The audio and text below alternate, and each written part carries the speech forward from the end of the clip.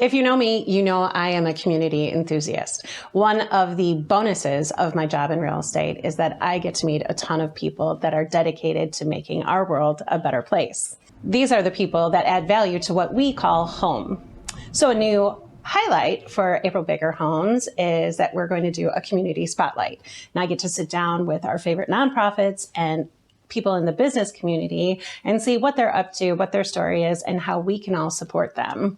Today we are sitting down with my friend Rachel Berger. She is the founder of Rescueber, which is a nonprofit assisting our amazing animal friends in need of help. Thanks for joining us, Rachel. Thanks for having me. Absolutely. So what can you tell us about Rescueber and what your mission is? Sure. So we informally started in 2018. I was volunteering with a group at the shelter that worked on diversion, which means we were trying to keep pets in the community rather than coming into the shelter. We noticed that some of that need was actually just transportation. So it was just a ride to the vet or a ride for that owner. So that's where we kind of started our roots. I then toyed with the idea of starting a senior dog rescue. I'm a little obsessed with senior dogs, as you can see with Frankie. This is Frankie Pancakes, everyone. It is.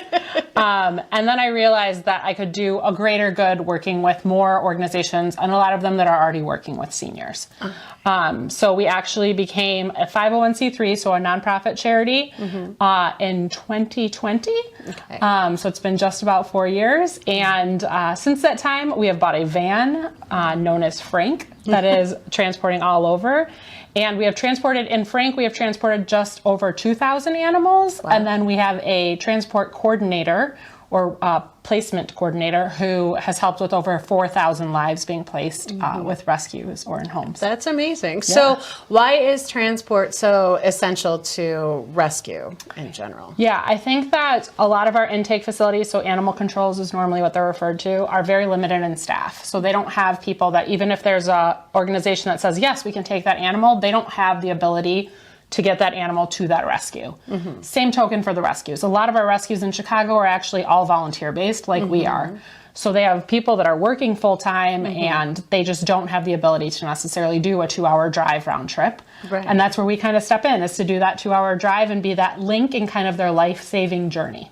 So are most of your drives about 2 hours, or do you have longer ones? Yeah, so I would say about 75% are 2 hours. We have a couple in Indiana, South Bend area, and then monthly we go to northern Louisiana.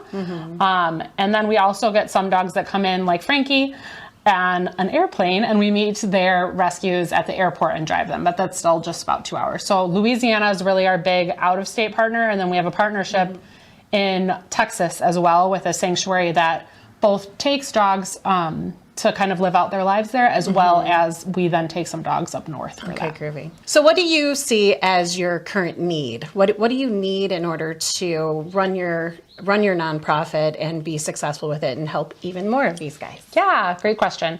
So we absolutely need donations. We are working to pay off our current van that I just mentioned. It's already at 178,000 miles. Oh, wow.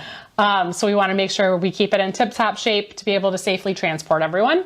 And then with that, also just following. So that is sharing our social media. That is coming to events that are posted on our social media. All of that, just being a part of that. And also sharing posts. So I know that we have had many dogs and riders and cats that were adopted because they saw our posts on social media. That's awesome. So to keep us running, we need money, but we also want to be helping our partner organizations as well. And that's really through kind of that social media sharing and just coming and enjoying events and all of that kind of stuff. Oh, that's great. Yeah. So what is your ultimate goal? Do you have, beyond transport, any goals in your sights? We do.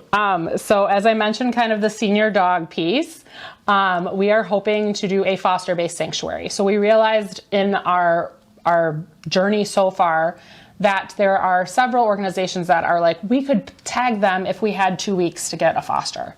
So they would come hang out with us in that period of time and then go on to the rescue and be with more long-term fosters.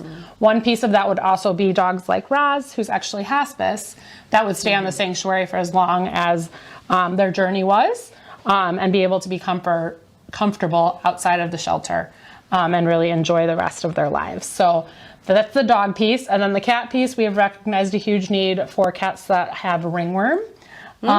which is athlete's foot. It's gross, but it's not as gross as a lot of other stuff that animals can have. So they would have their own kind of facility on our property that would take care of them and really save them from being on a euthanized list because of how contagious it is. Shelters just have to be careful. And then eventually there'll be a couple pigs and goats as well as we work with those. So we've transported, I think, 20 potbelly pigs as well as one goat named Gordy. That's amazing. That's the big long-term plan. Okay, that's great. So what is your favorite rescue story? What's your favorite story in your van? Yeah, so it's gonna have to be Harold.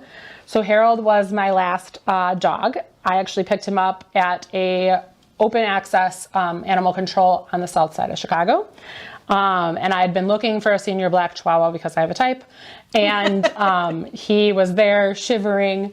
And as I was driving him to rescue, I was like, I think this might be the one. So I actually have a video that's on our social media. That's me being like, Dawn, I think you found my Chihuahua. Dawn's the founder of Lulu's Locker. And he spent an amazing 3.5 years as a co-pilot with Rescueber. He was part of almost every transport in his bucket seat that now Frankie takes over. So he's definitely my favorite, but we have so many. So please check out our social media and see all those amazing stories. But I would say Harold is my number one. That's awesome. Yeah. So we will have all of Rachel's social media links as well as a donation link in case anyone out there is interested in supporting her mission. Thanks so much for being here today. Thanks, April. Yeah.